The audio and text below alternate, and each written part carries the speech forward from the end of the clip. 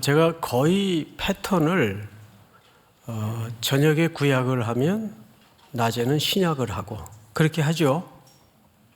모르고 계셨어요? 그렇게 합니다.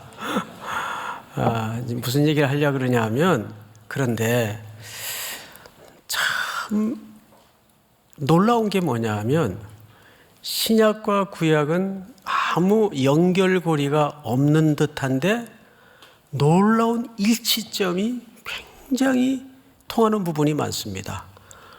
구약의 이사야의 이야기 속에 오늘 골로새서의 이야기가 있고 그걸 너무너무 깊게 경험을 합니다.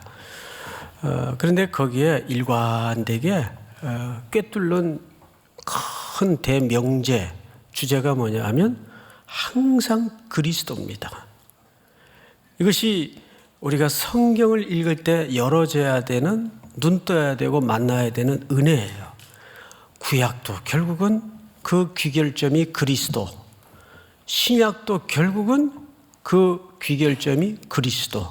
그러니까 구약과 신약은 만날 수밖에 있어요, 없어요? 만날 수밖에 없어요. 그러니까 구약의 모든 이야기 끝이 그리스도로 끝나고 신약을 준비하면서 또 열다 보면 거기도 그래서 그리스도가 오셔서 다시 오실 그날까지 우리에게 무엇을 약속하시고 이끌어 가시는가, 이게 전부 연결이 됩니다. 이제 오늘도 이제 우리 지난주에는 골로새서 3장 1절서부터 11절까지 어둠에 살았던 이 이방인 골로새 지역의 성도들이 무엇을 벗어버려야 되는가, 그 어둠에서 빛으로 어떻게 나와야 되는가. 그리고 오늘의 이야기는 벗어버리면 뭘 입어야 되겠죠? 새 옷을 입어야 돼요. 그 새 옷이란 도대체 뭘 입어야 우리가 새로운 정체성으로 새로운 삶을 살아가게 될 것인가. 이제 이런 줄거리로 오늘 이야기가 시작이 됩니다. 우선 지난주는 이방인들의 그 악덕을 다시는 쫓지 말고 옛 습관, 옛 옷을 벗어버려라. 그리고 두 번째는 어둠에서 어떻게 빛으로 나와야 되는가. 그래서 이걸 총칭해서 벗고 입고 이렇게 표현을 했어요. 우리 3장 7절을 볼까요? 3장 7절.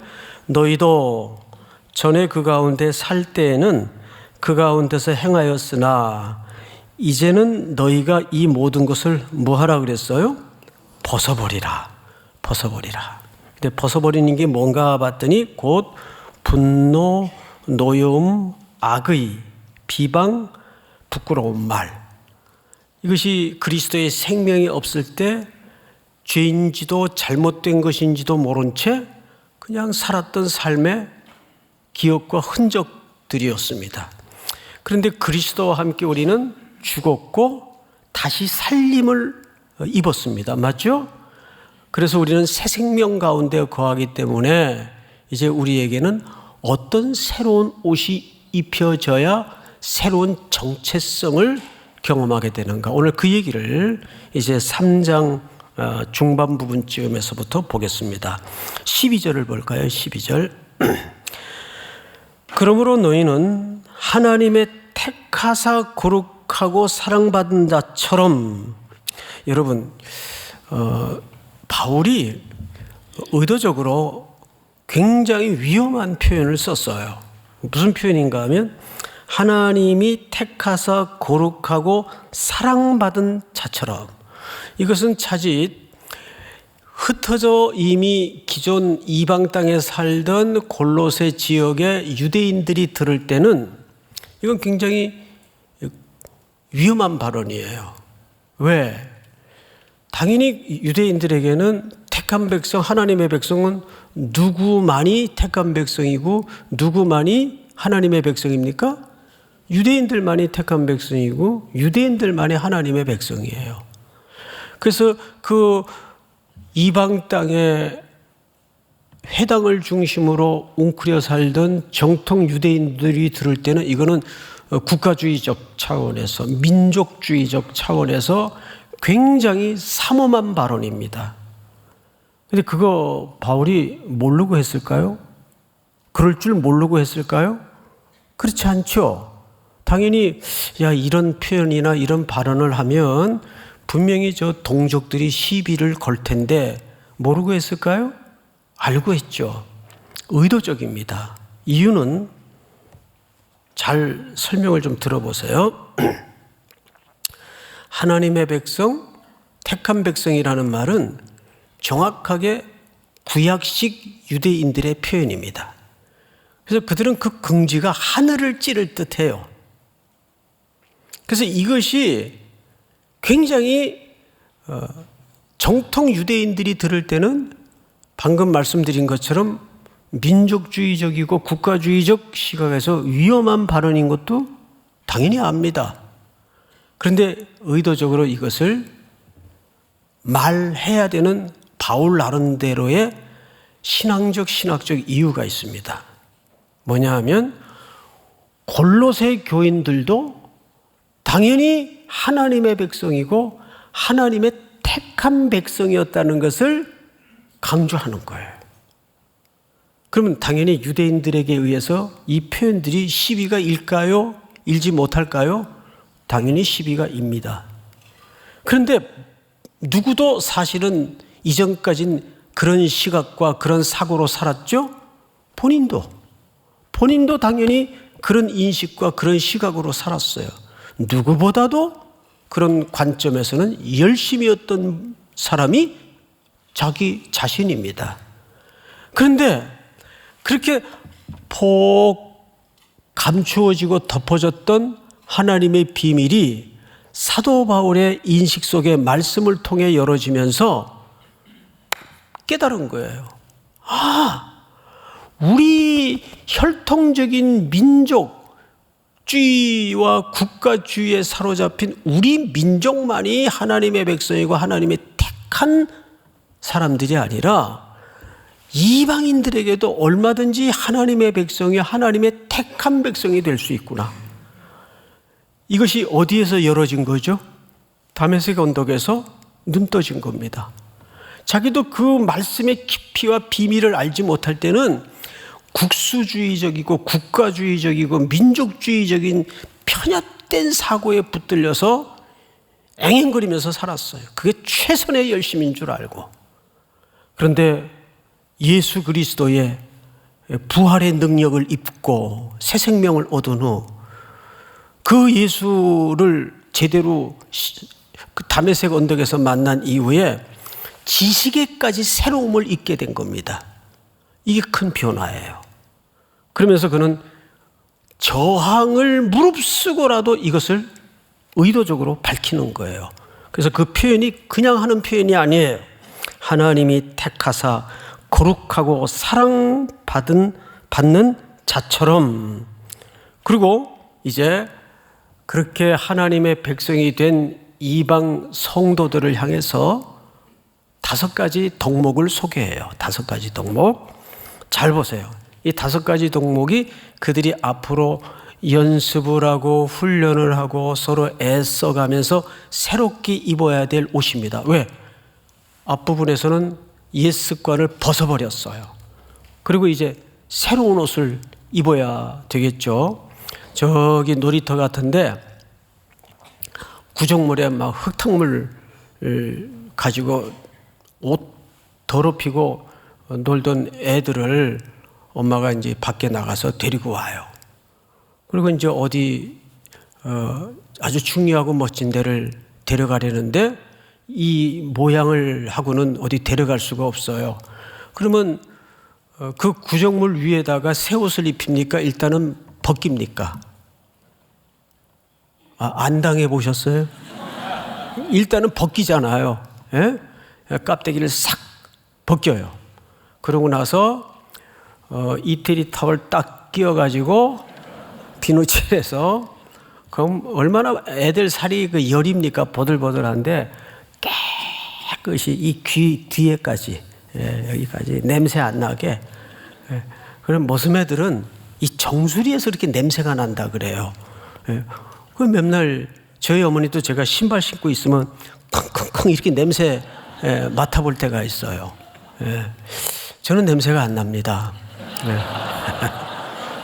사람이 이게 저 정도 나이가 되면 이 노인내가 난다 그러는데, 저는 참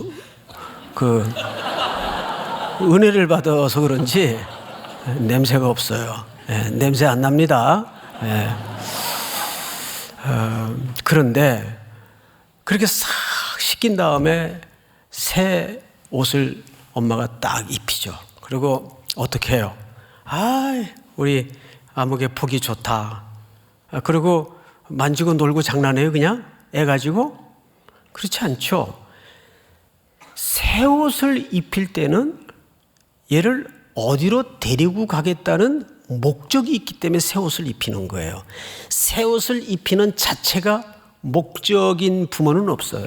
하나님이 같습니다.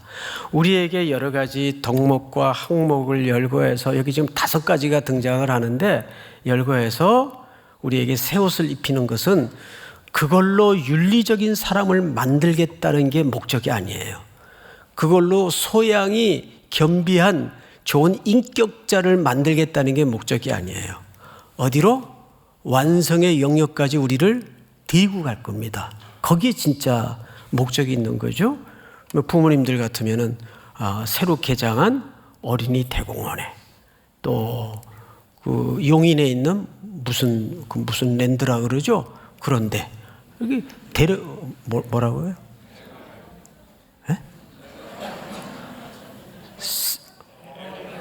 에버랜드. 에버랜드 한번 가보고 싶네요. 그렇게 좋다면서요, 거기가. 저는 아주 오래전에, 몇십 년 전에 한번 가본 기억이 삼삼해서 잘 흐릿해요, 기억이. 근데 약간 좋았던 걸로, 외국 같은 느낌을 경험했던 걸로 기억이 됩니다.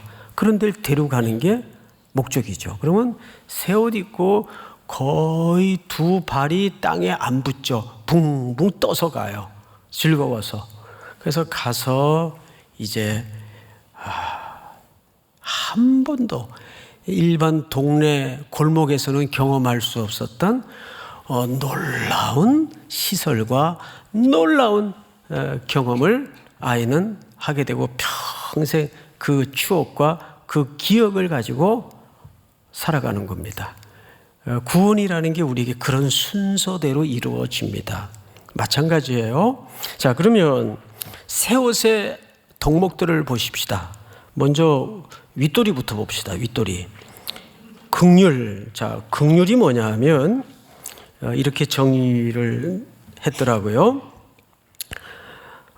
톰 라이트가 한 정의인데, 사람의 필요에 대해서 또 사람의 슬픔에 대해서 갖고 있는 깊은 감수성이다. 다시요.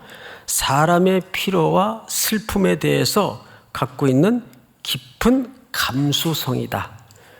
그러니까 유독 그 긍휼의 은사가 있는 분이 있어요. 이게 보면 못 지나가요. 이런 현장이나 이런 피로를 들으면 가슴에 탁 뭐가 걸린 것처럼 걸려가지고 그거를 못 두고 보거나 못 지나가요. 그 사람은 그렇게 긍휼의 은혜가 있는 사람이죠. 그런 걸 유난히 잘 보고 들리는 사람이죠. 근데 이 긍휼이 이제 조금 발전하면 이게 자비가 됩니다. 이게 자비는 어떻게 정의를 했는가 하면, 하나님의 선함을 반영하는 특징이다.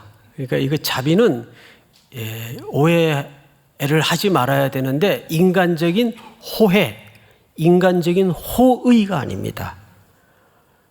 여기서 성경에서 말하는 자비는 긍휼한 마음이 발전이 돼서 무슨 특성이 반영되어 나타나는 거라고요?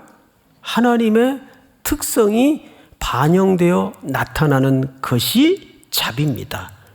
성경에서 이 자비의 덕목은 구약에서는 헤세드라고도 표현을 하는데, 이 굉장히 중요한 신적 속성이기 때문에 그래요. 십자가의 자비도 누구의 성품이고 누구의 반영입니까? 하나님의 성품이고 하나님의 반영이에요. 적어도 그 그리스도의 생명을 우리가 새롭게 수혈받은 존재라면 우리 속에 마땅히 그 정서와 그 감수성이 있어야 됩니다. 그건 송태근이나 한 개인의 어떤 인격적인 성품적 차원을 노력하라는 말이 아닙니다. 누구의 성품이 특징적으로 드러나야 된다고요? 하나님의 성품. 믿습니까? 자, 세 번째 입어야 될 옷이 뭡니까? 세 번째 입어야 될 옷은 타인에 관한 것인데, 이 긍휼과 자비는 혼자 누리고 혼자 향유하는 덕목입니까? 대인 관계에서 발생하는 덕목들입니까? 그렇죠. 그러려면 우리 속에 세 번째 덕목이 겸손입니다. 겸손. 자신에 대해서 그리스도를 닮아가는 태도예요. 자신에 대해서. 이건 나의 내적인 상태를 타인을 향해서 어떻게 갖느냐의 싸움이거든요. 제가 자주 반복해서 인용했던 그 유명한 그 겸손의 정의 중에 제가 지금까지 그 이상의 정의를 만나지 못했는데 앤드류 모레이가 정의한 겸손의 정의입니다. 겸손이라는 것은 내게 일어난 어떤 일에 대해서도 이상하게 생각하지 않는 태도입니다. 다시요. 어렵죠? 겸손이라는 것은 앤드류 모레이의 정의에 의하면 내가 인생을 살다가 내게 일어난 어떤 일에 대해서도 이상하게 생각하지 않는 태도를 가장 겸손한 태도라고 앤드류 모레이는 정의를 냈어요. 제가 그 문구를 읽으면서 받은 충격이 오래가요. 몇십 년 흘렀는데도 그 명구가 제 마음속에 이렇게 각인이 될 정도로 지워지질 않아요. 그래서 왜 그게 그렇게 유난히 내 마음속에 각인이 됐을까 이렇게 돌아보니까 그때 가장 저의 인생이 혹독하고 처절했던 시간이었구나 사실입니다. 도무지 제 주변을 둘러서 일어나는 일들에 대해서 흔히 설득도 이해도 해석도 안 됐어요. 왜 그럴까? 내가 뭐 잘못했을까? 그래서 계속 신학생이 목사가 하나님에 대해서 질문만 했어요. 계속. 하나님 왜 그래? 왜 나를 이렇게 못 살게 굴어요? 제가 이렇게 너무 착하게 살아서 그런가요? 혼자 별 생각을 다 했어요. 착하지도 못하면서. 그러다가 이 겸손이라는 책을 읽다가 그 구절을 읽는데 모든 인생의 수많은 퀘션 마크들이 다 해결이 됐어요. 겸손이란 내 인생에 일어나는 어떤 일들에 대해서도 이상하게 생각하지 않는 태도. 여러분, 신앙은 태도인 거 아시죠? 고백도 신앙이지만 태도도 중요한 신앙의 표현이에요. Why? 왜 하나님 나한테 이러세요? 우리 얼마나 끊임없이 이 질문을 가지고 하나님 앞에 들이받고 윽박지르고 뭐 자포자기 했다가 뒹굴다가 별일을 다 겪습니까? 그래서 겸손이라는 것은 자신에 대해 그리스도를 닮아가는 태도를 얘기해요. 우리는 사실 십자가를 지시고 내 죄를 대신해 돌아가신 예수님의 그 십자가를 바라볼 때 어떻게 인간이 겸손하지 않을 수가 있어요? 억울해요? 어떻게 억울하다고 얘기할 수 있어요? 십자가 앞에. 억울할 게 없어요. 그리고 자랑할 게 없고 의의를 내세울 게 아무것도 없어요. 그 십자가에 관련된 찬송만 가사만 보면 부를 수가 없을 정도로 가슴이 울렁거리고 눈물이 고이는 거죠. 십자가 십자가 내가 처음 볼 때에 나의 맘의 큰 고통 사라져 오늘 믿고서 내 눈 밝았네. 뭡니까 그 다음에? 아멘. 참 내 기쁨 영원하도다. 잊어버려서 여쭤본 거예요. 잊어버려서. 가끔 이렇게 늘 애창하고 부르던 가사도 생각이 안 나요. 여러분, 설교 6번에 당회 2시간, 오늘 또 재직에 장난 아니었어요. 네. 아주 재밌었어요. 권사님들도 다 속 풀고, 그래가지고 재직회가 아주 뜨거웠습니다.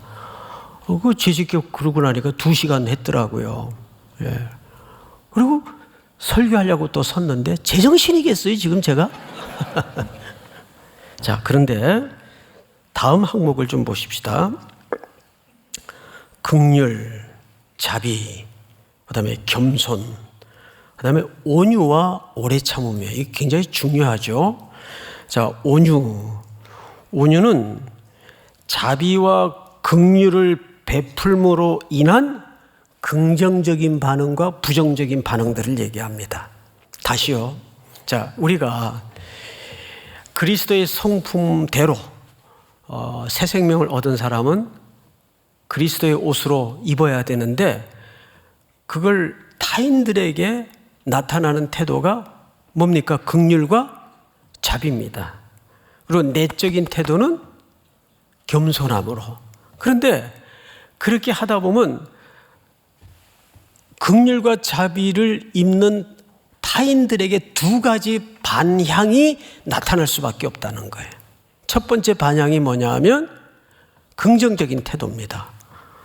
오, 감사합니다. 오, 놀랍습니다. 이럴 경우에는 별로 이렇게 문제가 안 돼요. 그죠? 그런데 문제가 어디서 됩니까? 그게 튈 때, 잘 수납이 안 되고 받아들여지지 않을 때 우리는 어떤 나의 타인을 향한 내적인 성품이 발휘돼야 될까요? 오래 참음이에요. 온유입니다. 온유라는 것은 굉장히 그 밑바닥에는 그 인내가 필요하잖아요. 또 오래 참음도 마찬가지예요. 근데 사람이 사실 이렇게 가만히 져서부터 제일 약점을 짚어내자면 오래 참는 걸 참 못해요. 마치 그 밥하는데 또는 우물에서 숭늉 찾는 격으로 급해요. 그러니까 사람이 이 급한 내적인 기질만 좀 성령으로 자제시키고 다스려도 사람은 한 절반은 달라질 것 같아요. 그리고 사람의 관계가 다 그렇습니다. 부부관계도 마찬가지죠. 부부관계도 뭐 2차 세계대전처럼 그렇게 정말 장난 아니게 치르는 집들 많잖아요. 그런데 이것은 자비와 긍휼을 베푸는 가운데 우리에게 무던하게 요구되는 내적인 덕목입니다. 제가 주일날 이렇게 힘들 때 뭐 속이 힘들다는 게 아니라 고단하잖아요. 아침부터. 또 이게 설교 준비하려고 어제 밤늦게까지 이렇게 준비하다 보면 잠도 적게 잤는 데다가 또 예배 시간도 1시간 땡겨가지고 지금 일부가 8시부터 시작을 해요. 그러면 최소한 6시 반부터 일어나서 머리 감고 이렇게 준비를 한단 말이에요. 그럼 잠 몇 시간 못 자죠. 그렇게 이제 오늘같이 막 중간에 회의 2건씩 끼어 있고 그러면 육체적으로 힘들죠. 육체적으로. 그런데 힘들 때마다 생각나는 집사님이 한 분 계세요. 그분이 누구냐 하면 제가 어느 교회에 있을 때 이제 오후 예배까지 다 끝나고 그때가 이제 부교육자로 있을 때예요. 사택에 들어가면 그 사택이 4가구인가 5가구서 그 푸세식 화장실 하나를 쓰는 그런 주택 구조로 돼 있습니다. 옛날에 그런 집이 뭐 대부분이었죠, 또 사실. 근데 그 문간방에 여집사님인데 전신을 쓸 수 없는 아주 독한 류마티스 관절염으로 움직일 수가 없을 정도로 아주 상태가 중한 집사님이 한 분 누워 계셨어요. 그러니까 이분이 그런 상태로 가정에서도 내쳐지고 어디 갈 데가 없으니까 그저 교회 사찰 집사님 사시는 사택에, 부목사 사택에, 뭐 사택이래 봐야 방을 그냥 베니아판으로 막아놓은 겁니다. 그러니까 멀쩡한 방을 베니아판으로 중간에 막아놔가지고 자려고 누우면 그냥 한 방에서 자는 거예요. 얘기 소리가 다 들리고. 예? 그런 집의 구조인데 이제 그 문간방에 그 집사님이 수족을 못 쓰고 다 누군가의 성김과 도움으로 지내야 되는 그런 분이에요. 근데 이분이 교회는 지척에 있는데 상태가 그러니까 누가 없거나 누가 휠체어 태워서라도 모셔주지 않으면 예배를 못 드리는 거예요. 그러면 이제 제가 하루 종일 정말 묵은 김치처럼 너덜너덜해져 가지고 이제 사택에 들어가면 거의 기절을 할 상태인데 꼭 그 방에 들러요. 들러서 예배를 또 한 번 드립니다. 얼마나 그분은 예배를 드리고 싶겠어요. 예? 예배를 또 한 번 드리는 거예요.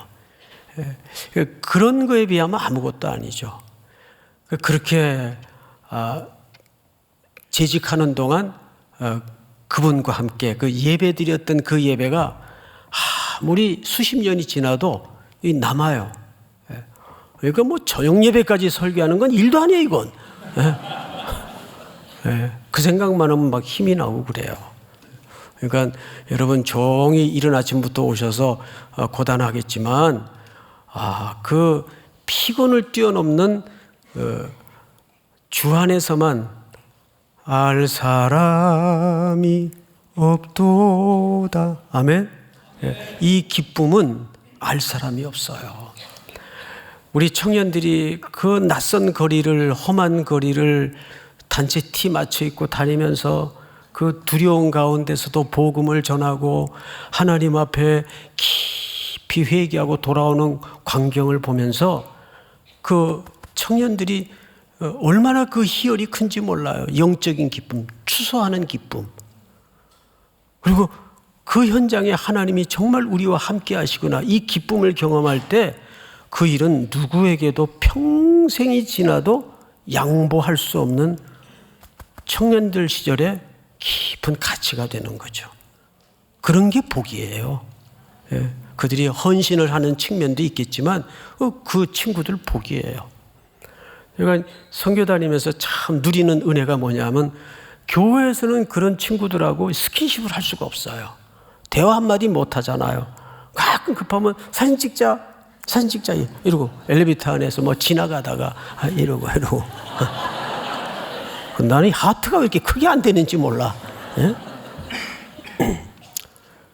근데 이제 선교지 가면은 밥도 같이 먹고 넌 뭐 하다 왔니? 뭘 하니? 어느 직장에 다니니? 그걸 다 이제 충분한 여유와 교제의 시간을 가지고 나누다 보면 제가 지금까지 느끼기에는 애들이 너무 좋아해요. 제가 느끼기에는 나만 좋아하는 것 같지는 않고 애들도 뭐 너무 좋아해요. 그게 사실은 우리 여기 어른들도 많이 앉아 계시지만 어른들이 얼마나 복인지 아세요? 저를 포함해서 대박이에요, 대박. 교회 가면 이렇게 청년들의 열기를 공감하면서 신앙생활을 한다는 게 복이에요. 대박이에요. 믿습니까? 네. 자, 그런데 이제 5가지 덕목 중에 온유와 오래 참은 자비 긍휼을 베풀므로 인한 긍정적인 부정적인 결과들을 얘기한다. 그러니까 이것은 온유와 겸손이라는 덕목은 사실상 다른 사람들에게 다가갈 때 끼치거나 나타나는 어떤 영향들이죠. 그래서 타인이 여러분들을 평가하거나 이미지를 정의할 때 어떤 사람으로 정의를 할까? 여러분 그거 참 궁금하지 않으세요? 사람들은 나를 뭐 다른 사람 평가 뭐 이렇게 중요하냐? 나만 하나님 앞에 올바로 살면 되지. 잘났어요 정말. 여러분 제가 여러분 흉을 보는 게 아니라 평판은 제2의 복음이라는 걸 잊지 마십시오. 디모데를 사도 바울이 처음 사도행전 16장에서 만날 때 거기 디모데에 대한 수식어를 기억하세요? 루스드라에서 이고니온까지, 이고니온에서 루스드라까지 칭찬받는 자더라. 여러분 적어도 우리 그리스도인들이 일상을 불신의 세상 속에 살아내면서 욕은 안 먹는 정도가 아니라 칭찬을 받아야 됩니다. 그렇습니까? 안 그렇습니까? 칭찬받아야 돼요. 그게 왜 사람이 보이려 하는 것입니까? 아니에요. 우리 삼일교회도 시대 앞에 그리고 지역사회에 칭찬을 받아야 돼요. 믿습니까? 그래서 제가 언젠가는 택시 타고 교회에 내릴 때 잔돈 받지 말라 그랬더니 목사님 요즘 다 카드 긁어요. 아차, 그걸 내가 몰랐구나. 네. 택시를 잘 안 타니까 그런 개념이 없는 거예요. 카드는 잔돈 같은 거 없죠? 네. 글쎄요, 모르겠어요. 자, 14절을 한번 볼까요? 같이 한번 읽겠습니다. 시작. 이 모든 것 위에 사랑을 더하라. 이는 온전하게 매는 띠니라. 네, 여기 이 모든 것 위에 사랑을 더하라. 이게 사랑 플러스 무슨 뜻일까요? 여기 더하라는 말은 자 성격을 한번 보십시다. 이는 온전하게 매는 띠다 그랬어요. 이 매다라는 말이 여러분 그 가끔 우리 여성들이 사용하는 브로치 같은 거 있죠? 브로치의 기능이 액세서리 기능도 물론 되죠. 액세서리 기능도 되는데 브로치의 원래 기능이 뭔지 아세요? 매는 겁니다. 브로치의 원래 기능은 이렇게 묶어서 매는 기능이 브로치 사용의 기원이라 그래요. 근데 이왕 쪼매는 거 거기다가 이제 모양도 넣고 또 디자인도 넣어서 그게 후에는 액세서리가 됐지만 모든 것들을 묶고 쪼여서 묶는 역할을 합니다. 근데 그게 뭐라는 거예요? 사랑이 그 역할을 한다는 거죠. 사랑이. 자, 성경을 또 볼까요?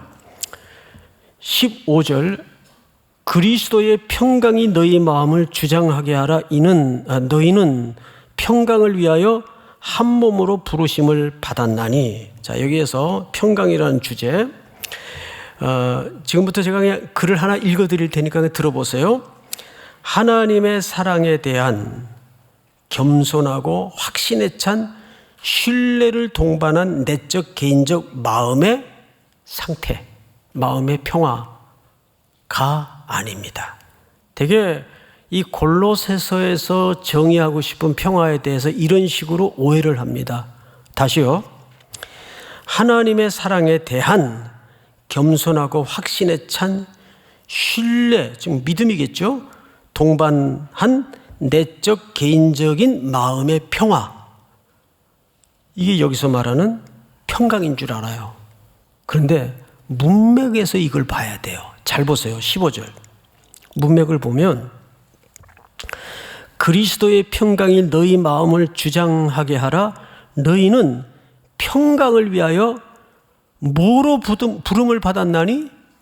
그렇죠. 한 몸으로 부르심을 받았나니 너희는 또한 감사하는 자가 되라. 여기에 평강의 기초, 실체는 한 몸으로 부름을 받은 게 기초가 돼야 됩니다. 자, 앞을 잠깐 보십시다. 이게 무슨 얘기냐면 이 평강은 공동체적 평강을 얘기하는 거지 나 혼자만 누리는 내적 수양 같은 어떤 심적 상태를 유지하라는 말이 아니에요.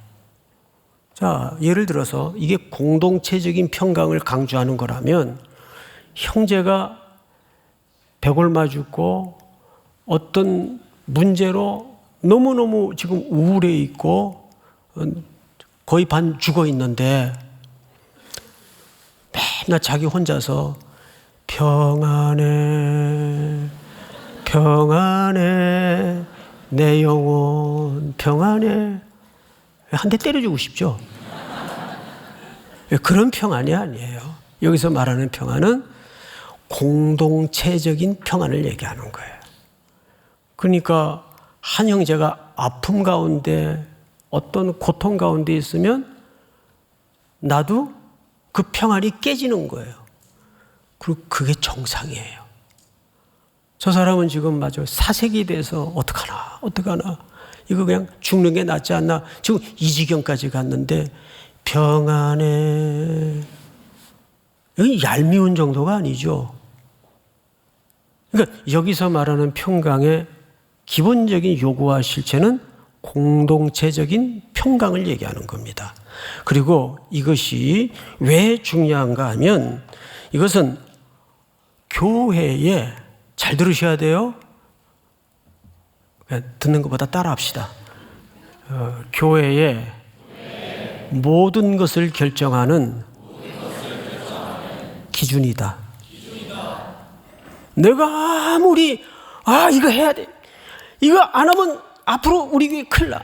그래도 함께 평강으로 그것을 수납하지 못한다면 어떻게 해야 돼요? 기다려야 돼요. 믿습니까? 기다려야 돼요. 이것이 그리스도의 평강이에요. 그래서 그분은 그 평강을 인카네이션이라는 성육신적인 방법으로 십자가에 자기를 내어놓으신 겁니다. 이 십자가는 우리 사고의 뿌리예요. 우리 사고의 기초입니다. 믿습니까? 자, 이제 마지막으로 16절을 보십시다. 16절. 아주 중요한 내용이 담아져 있는데 그리스도의 말씀이 너희 속에 풍성히 거하여 모든 지혜로 피차 가르치며 권면하고 시와 찬송과 신령한 노래를 부르며 감사하는 마음으로 하나님을 찬양하고. 이거 어디서 많이 보던 본문인데요. 어디서 봤어요? 예?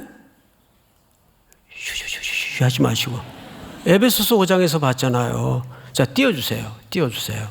자, 보세요. 술 취하지 말라. 이는 방탕한 것이니 오직 성령으로 충만함을 받으라.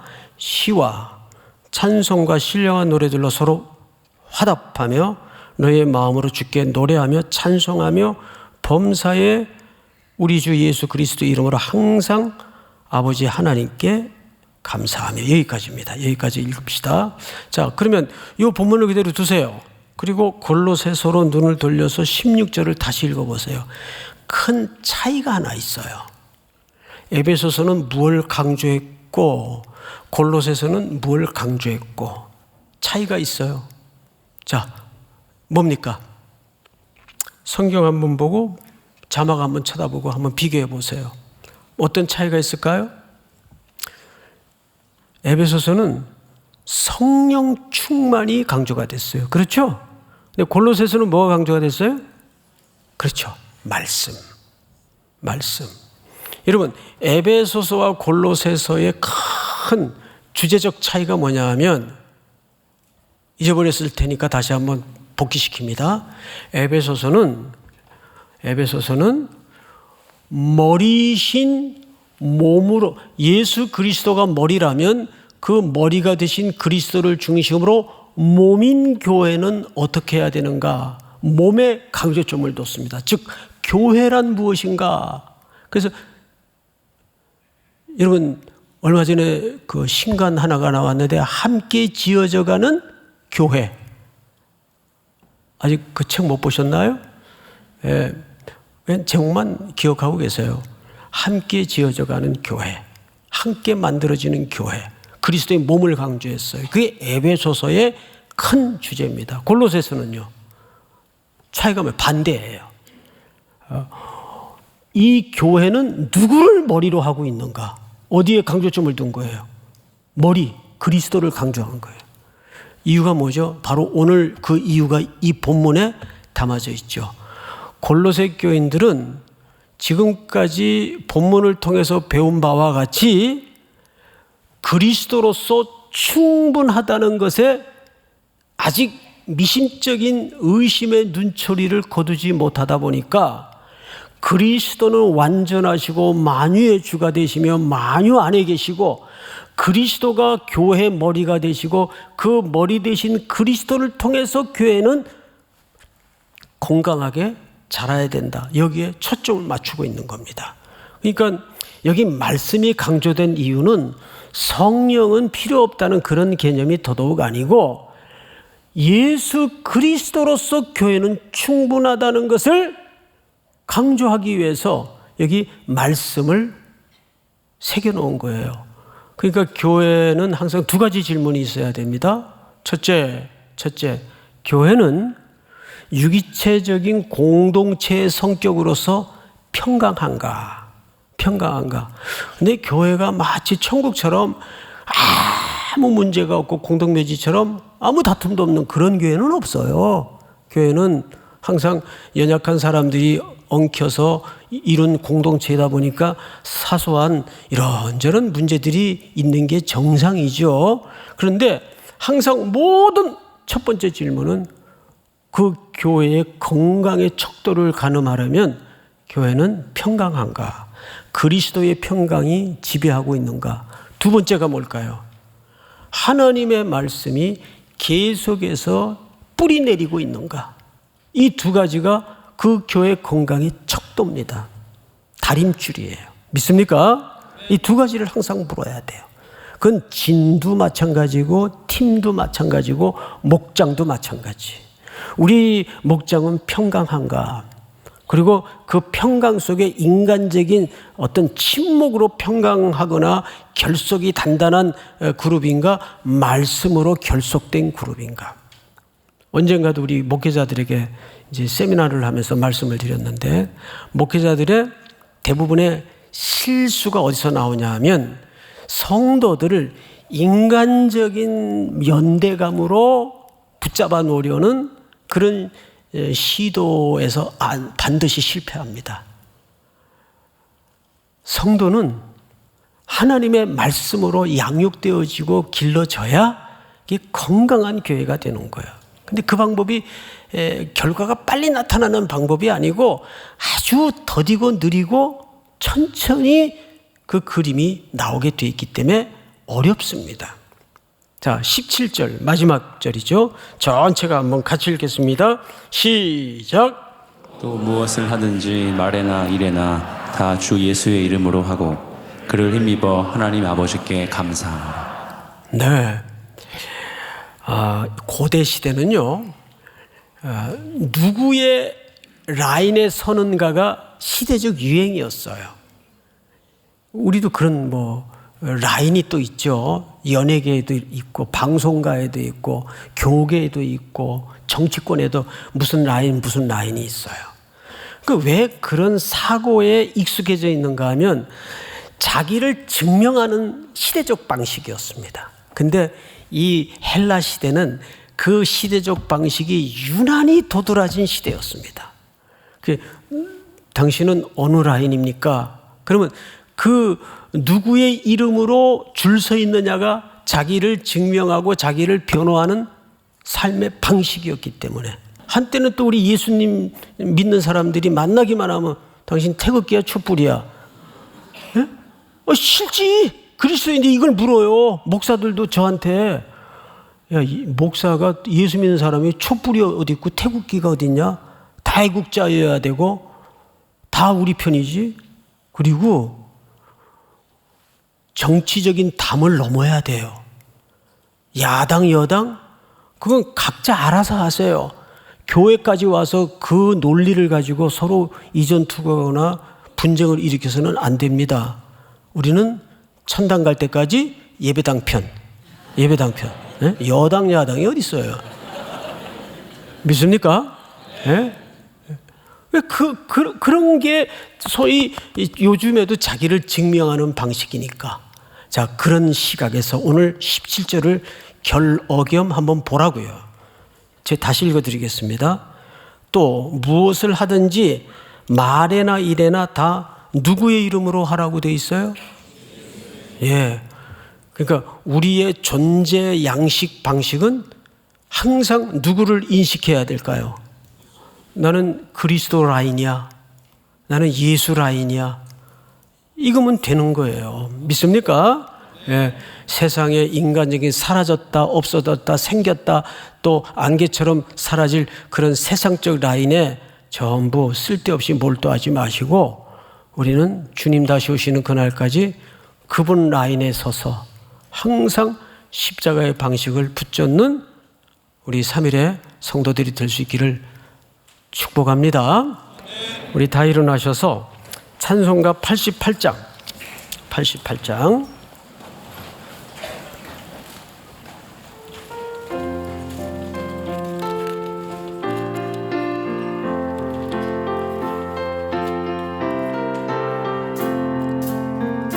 내 진정 사모하는 친구가 되시니 그 주 예수님은 아름다워라.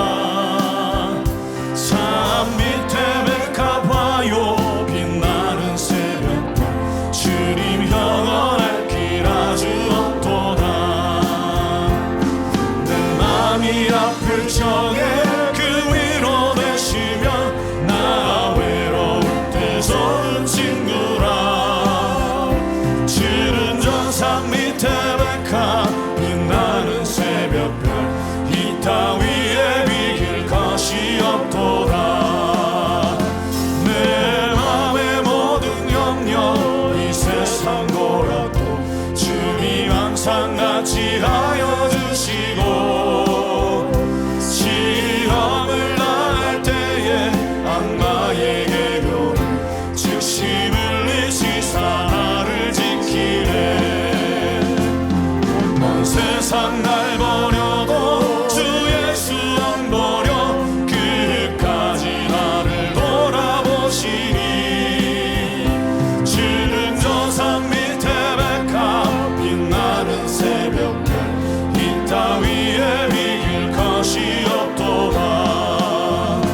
내 마음을 다하여서 주님을 따르면 길이 나를 사랑하리니. 늘 두렵지 않고 장검도 겁없네. 주는 높은 산성 내 방패시라. 내 영혼 먹이시는 그네 누리고 나 친히 주를 뵙기 원하네. 주는 저 산 밑에